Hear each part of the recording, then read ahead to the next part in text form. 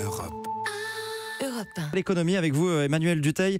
Et ce matin, on va parler de mode, vous nous le disiez, avec Vuitton qui était très attendu hier. Oui, je ne sais pas si vous avez déjà entendu parler de Virgil Abloh.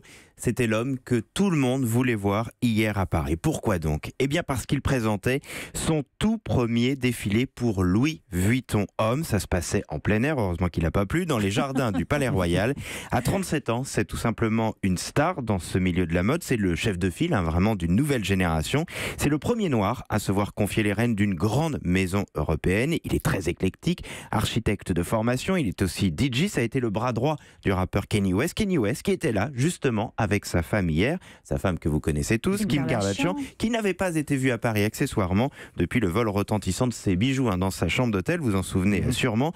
Une scène marquera justement ce défilé, ce sont les embrassades viriles entre Virgil Abloh et Kanye West à la fin du show. Les deux hommes étaient même en larmes tellement qu'ils étaient contents d'être arrivés.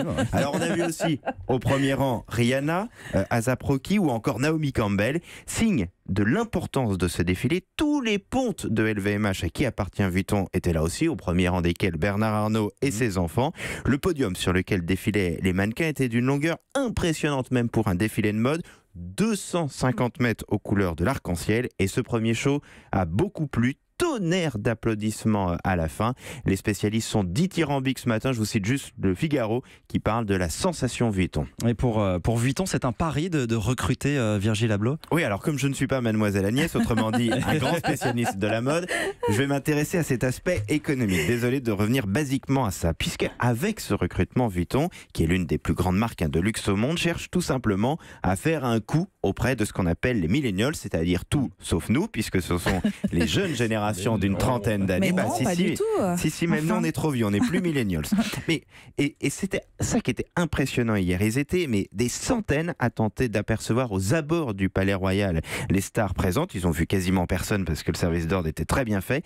Et c'est pour capter ce jeune public, ces acheteurs de demain, que Vuitton a fait ce pari. Virgil Abloh, et on l'a vu hier, tente de faire du streetwear de luxe, est en plus une star sur les réseaux sociaux. Plus de 2 millions d'abonnés sur le réseau Instagram à titre personnel, 4 millions pour sa propre marque qu'il a lancée en 2013. Avec un tel recrutement, Vuitton espère donc aller encore plus loin dans la mode, ce qui sont arrivés assez tardivement dans la mode. Oui, c'est un double coup parce qu'en fait, c'est aussi un artiste très recherché.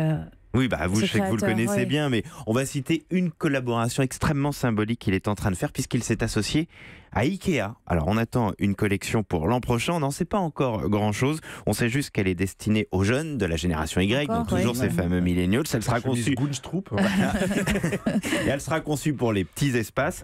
Un grand écart avec Vuitton, peut-être pas finalement, parce que c'est peut-être finalement un moyen d'entrée pour nous donner envie, ou donner envie à ces jeunes, un jour de pouvoir s'acheter les produits Vuitton. Voilà. Merci. Donc il y avait autre chose que France Pérou. Europe 1.